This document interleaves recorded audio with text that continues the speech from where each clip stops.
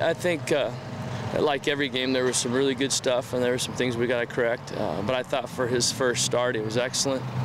You know, he was a conference player of the week, all those things, and that's not just him. That was a whole entire group that played pretty well against a tough defense. So we're proud of Cody, but it takes all 11 for that position to play well.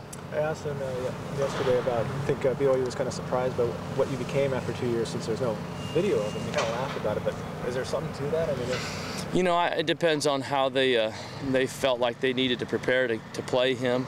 They didn't have much to go on, but our scheme hadn't changed. You know, we were running the same stuff we would run with Sean in there, and so I think they have enough film study from our other games. But you know, we had the advantage of not showing anything with him, and hopefully that helped us and gave us an advantage.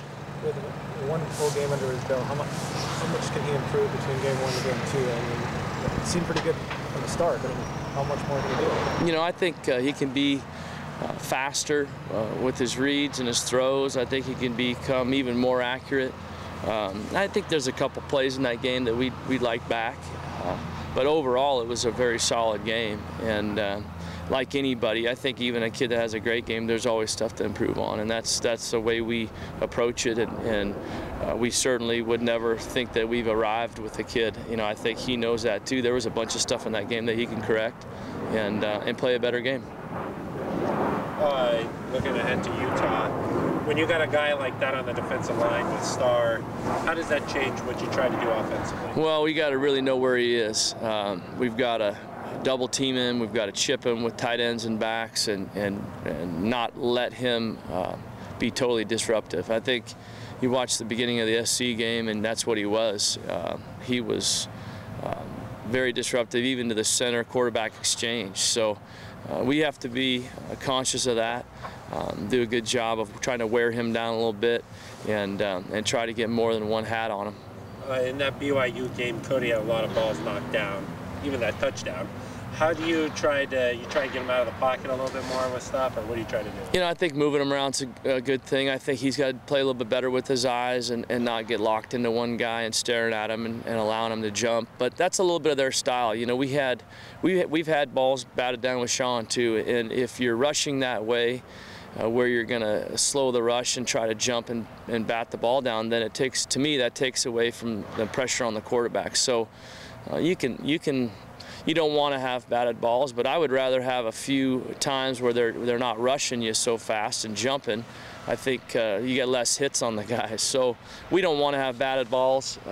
You know, a shorter guy, I suppose that can always be a factor, but if you're playing a defensive line that's their style, it really doesn't matter how tall you are, you're going to get a few balls batted down, and that's what happened in the game.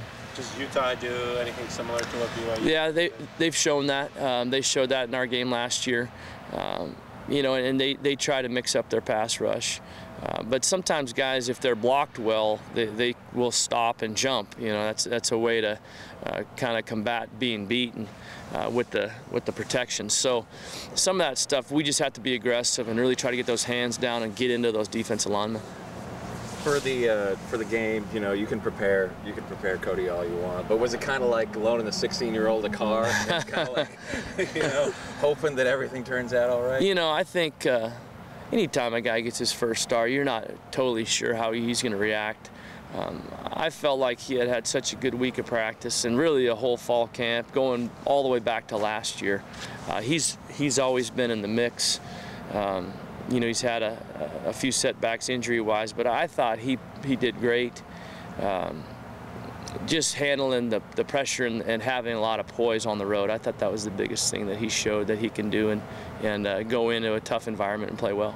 How have things been this week then with him? Is it you know, Coach was saying that his demeanor hasn't changed. Have you seen that? He really hasn't changed. He's a pretty level-headed kid. That he's been like that since he's been here. I didn't think the pressure of last week not playing and then the hype of this week after he played well, I don't think that's changed him at all. I think he's been very even keel and showed great poise and just kind of taking it all in, you know, and I think everybody appreciates that about him. He's not he's actually a pretty quiet kid, and I think he was very excited going into last week and how he played, but you would really never know it. So I think we've shown after 1 week that we've got 2 good ones, and I think we've always felt we have to have that. How excited are you for this week? You talked about the hype a little bit, home game, the students have already got their tickets and all that. Yeah, how cool is that? It was fun to see Monday, that all the tents out around the stadium and waiting for tickets, and that's always an exciting thing, coming back home, and playing in front of your home crowd in a night game. It's a lot of, those games are a lot of fun, and I think each week we've had a great approach of just trying to be 1-0. And our kids have really believed that, and we've been preaching that hard, and I think they've taken each week like the biggest game of their career, and they've played well. So hopefully we can continue with that pace. Last week after the game, Coach Riley even said that he thought maybe you guys should have ran the ball a little bit more, and when you did run, it was pretty effective. Yeah. Anything more like that this week? I think especially early in that game, I want to say we were only about 4 or 5 runs by halftime, and we had some big plays throwing the ball, and we didn't have a ton of possessions because we had some big play drives. So, it was kind of the game we were in. I think our key to success is always balance, and I think we made up for it in the 3rd and 4th quarter and got back to the balance that we need. But it came out a little different. Usually you have more runs early in the game, but that's kind of the game we were in. We felt like we had some things throwing the ball down the field, and we hit some big plays. But yeah, I think having a few more runs early will really help open up the passing game later.